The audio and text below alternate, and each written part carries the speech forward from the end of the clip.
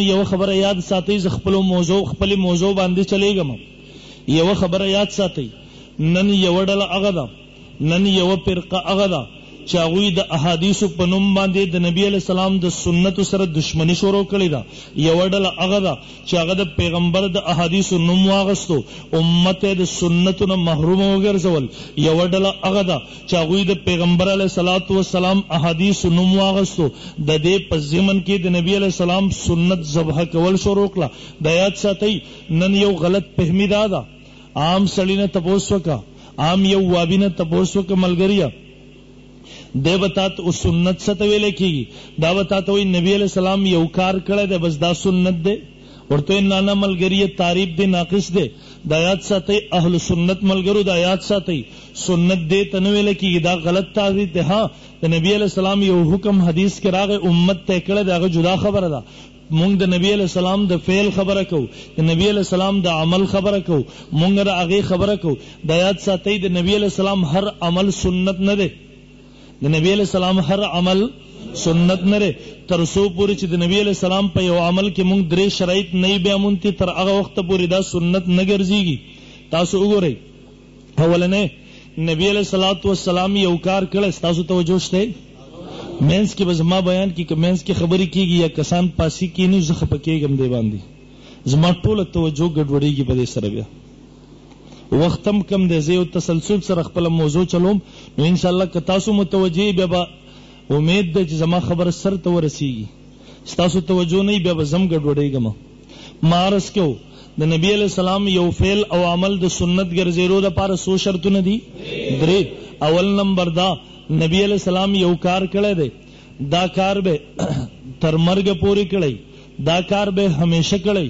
کہ نبی علیہ السلام دغه کار ہمیشہ نہ دے کړی، دا سنت نہ ګرځيږي.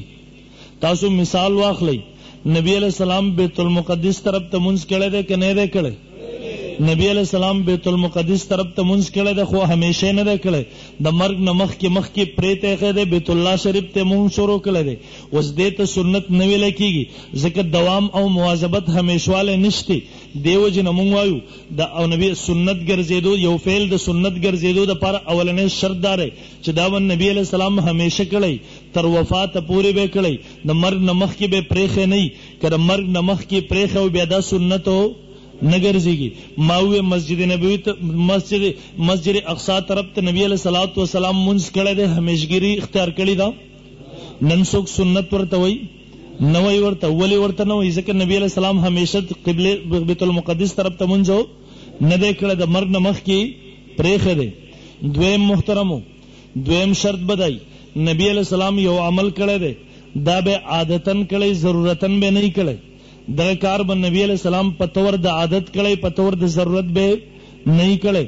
تاسو وګورئ بخاری شریف راواخلئ، امام بخاری رحم الله حدیث نقل کړي، کان یصلی فی نعلین، نبی علیہ الصلوۃ والسلام پیزارو کې منځ کړی دی.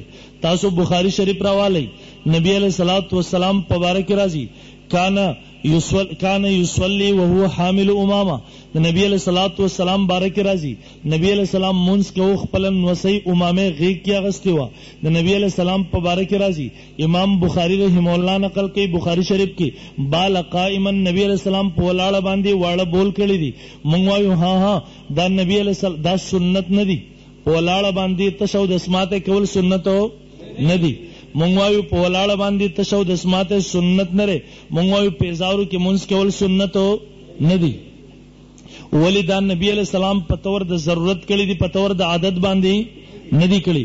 که یو کار نبی علیہ السلام په طور د ضرورت کړي، دا سنتو نه ګرځي. د سنتیت د پاره دویم شرط دا چې دا به نبی علیہ السلام په طور د عادت کړي، په طور د ضرورت به نه کړي. کان یصلی فی نعلین، پیزارو کې منځ کول دا سنت نه، ضرورتو ته ضرورت. زم فقها فرمای دغه وخت کې زی ګرمو، نبی علیہ السلام بغیر پیزارو نه شو ودرې دی. دغه وخت کې نبی علیہ السلام په ولاړه باندې واړه بول کړی دي. سنت ورته وای، سنت ورته وای نه سنت نه دي. سنت ولی نه دي؟ نبی علیہ السلام کې ناشته نه شو، پنډای مبارک کی تکلیفو په تور د ضرورت باندې په ولاړه باندې واړه بول کړی دي. برال محترم معرض کو دویم شرط ما ویلا، ما وی دویم شرط د سنت د پاره نبی علیہ السلام به یو کار کړی، دا به عادتن کړی، ضرورتن به نہیں کړي که ضرورت نه کړي دا سنتو نګرځي. ما وې پیزارو کې نبی علیہ السلام مونږ کړي، حدیث د بخاری دی. ما وې نبی علیہ الصلوۃ والسلام په ولاړه واړه بول کړي دي، حدیث د بخاری دی. ها سنت نه ولی سنت نه نبی علیہ السلام په تور د عذر باندې په ولاړه واړه بول کړي. نبی علیہ السلام د عذر د وجې نه په پیزارو کې مونږ کړو. دریم شرط دا نبی علیہ السلام یو عمل کړی دی، دا به نبی علیہ الصلوۃ والسلام همیشه دا به نبی علیہ السلام د امت د پاره کړی، خصوصیت د نبی علیہ الصلوۃ والسلام با نہیں کہ نبی علیہ السلام خصوصیت ہو نو بیا دا سنت ہو تنگ ہو نشوئی کنا یار بس آوازم کمزور ہے شو اللہ چی کہ دغا عمل دا نبی علیہ السلام خصوصیت ہو بیا دا سنت ہو نگر زی. تاسو گوری نبی علیہ السلام پا نکاح کی بیک وقت سو بھی بیانی وے، نہ بھی بیانی وے. بیو وقت نبی علیہ السلام پا نکاح کی سو بھی بیانی وے، نہ دم امتی دا پارا سو جائز دی، سلور د سلورو زیاتی حرام دی. تبوی د پیغمبر په نکاح کې خوې د پیغمبر پیل د مال ولې ناجایز دی.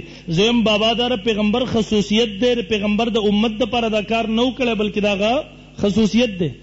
درې شرطونه شو خبره کې ذهن کې رااله.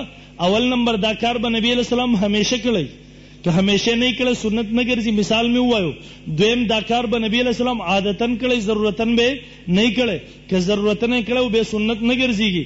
دریم د غفل او کار به نبی علیہ السلام د امت د پاره کړي، خصوصیت د نبی علیہ السلام با نه، کہ خصوصیت د پیغمبر او بیا سنت ورته وابي ته وایا ورته ملګریا.